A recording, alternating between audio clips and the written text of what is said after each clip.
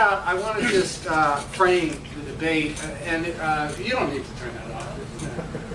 I mean, yeah. Okay, so Jeremy's totally right. The solution is global. I'm going to focus on the U.S. I will say that the kind of modeling exercise that I'm going to summarize here, I've actually started to build it out into a global model with the UN, actually, UNIDA, United Nations. Industrial Development. There you go, United Nations Industrial Development Organization. But so this one is just going to focus on the U.S. Now, in this audience, though I've been in audiences where we actually have to justify talking about climate change. I assume we do not have to do that. But one of the things that comes out of this debate when you have to justify it is I, of course, am not a climate scientist, and so I cannot claim that the fact that whatever the number is, 95% of climate scientists say that global warming presents a potentially ecological catastrophe that we must take action on. I can't prove that the 5% who say that that's not true are right or wrong. But what I can do as an economist, at least say, is that, well, as an economist, we can think about an insurance policy. How much would we spend to insure against this possibility, maybe remote possibility, that life on Earth can be destroyed, or in any case, we would have massive consequences, negative consequences from climate change. So my question to start out is, how much are we going to pay for insurance? Okay? And my answer is actually nothing. If we think about it in the way that Jeremy just framed it, if we think about it as a Green New Deal or some equivalent to that, it actually is expansionary, it creates jobs, and it creates opportunities, and the financing, it's a self-financing program. Okay, so I want to just, run through some numbers, because being an economist, of course. Now, the Obama's administration's own 2030 targets for emission is actually quite ambitious. What they are, people always hear these numbers in terms of 80% below 2000 or 50% below 1990, and I find that stuff totally confusing. So what I've done, my major research contribution, is just to translate those numbers into like absolute numbers instead of years and percentages. So the 2030 target of the Obama administration is that we would emit a total of 4,200 million metric tons of greenhouse gas emissions by 2030. Now, just to show you how ambitious that is, as of 2009, we were emitting 6,600. Okay, so that would be a 60% cut. I'm sorry, that's a typo. It's a 40% cut. And of total emissions, 80% are from energy targets. So that we need to cut energy down to 3,200 in 18 years. And that's a very, very serious project. But I think that it's something that we can do.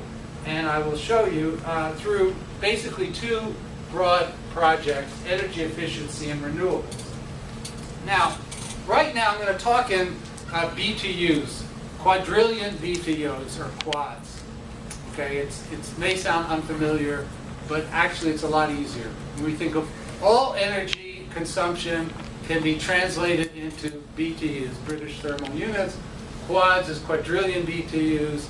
Now, roughly the United States is currently consuming about 100 quads per year, 95 quads, which is double per capita of Germany, France, Japan, and UK. One way to think about the efficiency targeting is to say, in 20 years, we should be at a standard per capita of Western Europe, which doesn't make it sound that daunting, but it actually is daunting. Now, according to the Department of Energy, what they are saying is that in 2030, we could be at 111 quads, okay? Which is an increase over where we are now. So not reducing at all, but actually increasing. Nevertheless, the rate of increase is actually very low. The rate of increase is an average of 0.7% per year. Now, presumably if we get out of the recession, the economy is going to grow It's somewhere between 2 and 3% per year for the next 18 years. So we're saying that we are going to have a very aggressive efficiency program, that the rate of growth of energy consumption is going to be at 1/3 the rate of growth of the economy. So even if we do that, we are at 111 quadrillion BTUs in 2030. So we are double where the Obama administration, and I'm not talking about the socialist program here, I'm talking about the Obama administration itself. We would be double where, yeah, oh, that's right, Muslim socialist, right. We would be double where the Obama administration says we need to be to reach targets, reasonable targets that are tied to the international standards.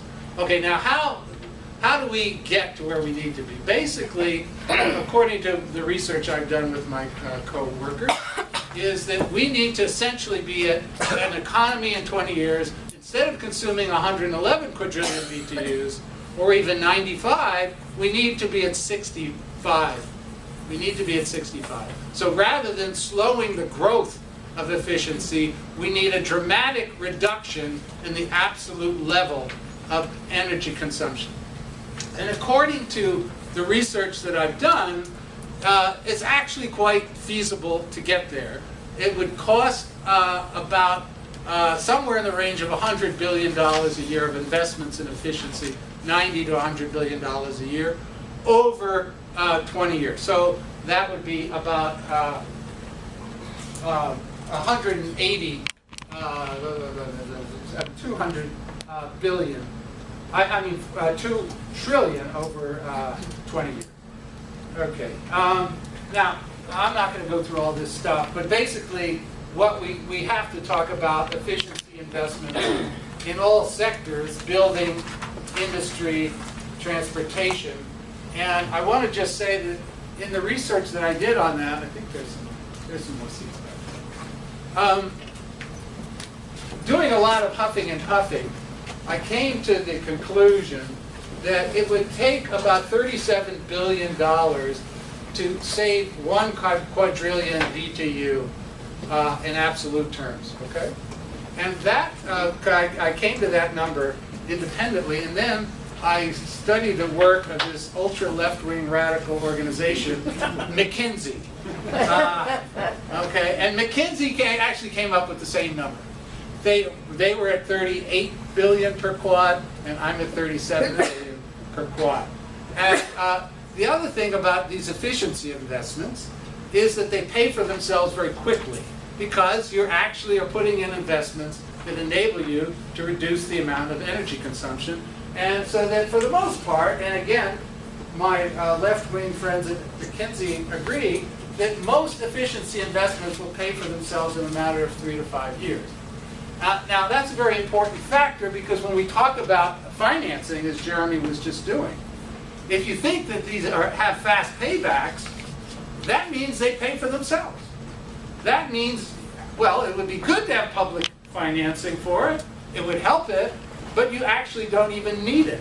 What you simply need is to mobilize the private financial system and create a structure within private finance to do that. And I'll just mention one achievement of the Working Families Party here in New York, which got this measure that some of you may not know what it is, on-bill financing for energy efficiency investments in homes. That means if you invest, if you get energy efficiency upgrades in your house, and then you save 30% on your bill, what happens is that the cost of the initial investment comes out of your utility bill. So your utility bill goes down, but instead of going down the full 30% of your savings, it goes down, say, 15% until you pay off your investment. Very innovative project, and it took the Workers' Family Party to get there. Yeah. So if your numbers match well with McKinsey and they come to similar conclusions, McKinsey's making all kinds of recommendations to big corporations when they get hired to increase their bottom line. Are they going out there and putting their mouth behind it saying, invest in energy efficiency? This is the easiest way to lower your bottom line. That's the last question that will be interrupted to you. That's otherwise it will become Oh, sorry. Okay. No, nothing personal to you, but I'm going to say, Yeah, we can come Anybody back. else have anything? We'll come back. Okay, so next one on renewables. Now, if we're going to have a 65 quad economy, that still means we have to deliver 65 quadrillion BTUs of energy somehow. Okay, so instead of having to deliver 111, we're going all the way down to 65 through the $2 trillion investment over 20 years in efficiency that pay for themselves. Okay, we still have to get 65 quads, and then we still have to hit the Obama target. Now, the best way to get there, 5 minutes, okay? We start with investing in renewables, and since I only have 5 minutes, I will say realistically, I think we can buy 15 quadrillion BTUs of clean renewables in 20 years, and that does not include corn ethanol, which I do not include as a clean renewable. Its impact on the environment is worse than petroleum. So I will jump. So basically the plan is this. Investing $2 trillion in efficiency, and then something like $1 trillion in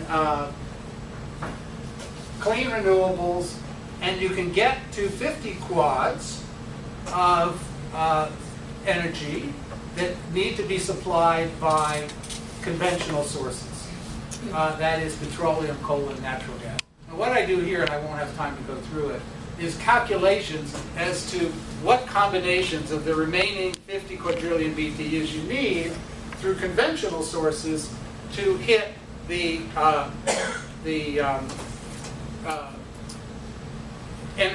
emissions targets in 20 years. And the short answer is you can get there. You can get there through, unfortunately, the best way to get there is through retaining some nuclear power. That's the easiest way to get there. But even I go through these two combinations in which you say, okay, no nukes at all, and we can just about get to the 3,200 quadrillion BTUs through nuclear, through natural gas and petroleum. Okay, now here's then, what is the impact on employment in my last 4 minutes? The point is this, and I won't go through all the numbers. The simple point is this. Building the green economy is a massive public works project of the type that Jeremy was just talking about. And it happens to be that every time you substitute a unit of spending in green investment versus retaining the existing conventional energy system, you create 3 times more jobs.